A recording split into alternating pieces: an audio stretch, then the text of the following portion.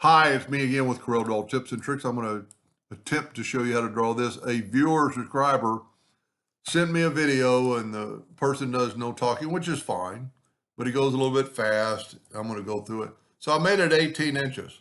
I am going to hit the plus key on the keyboard and make the next one 9. Now I'm going to select both those and I'm going to hit L to put it to the side of the page. I'm going to Control D and make a duplicate, alternate C to put the rotation in the center, and I'm going to rotate it 60 degrees and then just Control D all the way around.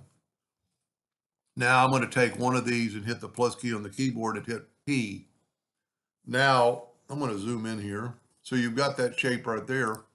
Now we've got that selected. I'm going to Control D and make a duplicate, and I'm going to move it holding down the control button so it'll snap to the intersection. I'm going to Control D and make a duplicate. That's why I don't like the Control D, because it will continue doing that. So I'm going to hit the plus key on the keyboard, alternate C to make it rotate from the center. And I'm just going to put it like right there, and you see I need to be 180 degrees. That's really all that's to it. Now let's zoom in here, and we're going to use the virtual segment delete key. And the person that did it did a great job, but he also went all the way around, which you don't have to. Now I'm going to go ahead and group this together, Control G, and I am going to smart fill that space, and I'm going to move it out of the way. I hit it twice, so I'm going to move this out of the way twice.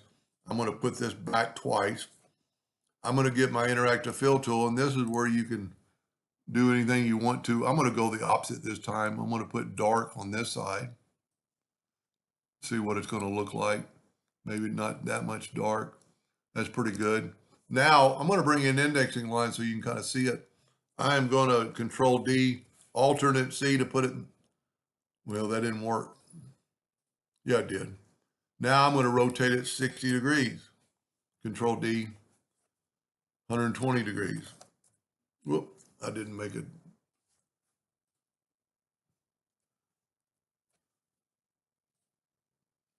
120 degrees. I was just making sure it was in the center. So I'm getting two different looks here. Let me get my black box effect. Just depending on which one you like the best. They're both pretty cool. Let's make our black box bigger. Totally different look. This looks like a, elongated six-sided star, and the other is fading into the group. This would be a very good one to do a clone tool on. And since I kind of robbed that man's video, I'm going to show you how I would do it with a clone tool. So I just want to make sure I've got one. No, I had two.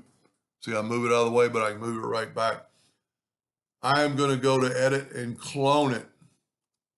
And then I'm going to alternate C and put it in the center of the page. And I'm going to rotate it at 60 degrees. Control D, Control D, Control D. And what's good about this, if we look right here, this is our control curve. I'm going to take away the indexing lines and zoom in. So our control curve is right here.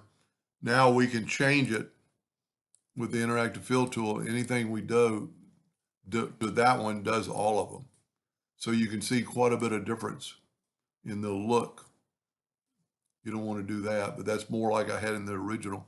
And what's cool about this, you could change colors, and it'll change the color on all of them. Anyway, I hope that helped that viewer or subscriber, and thank you for watching.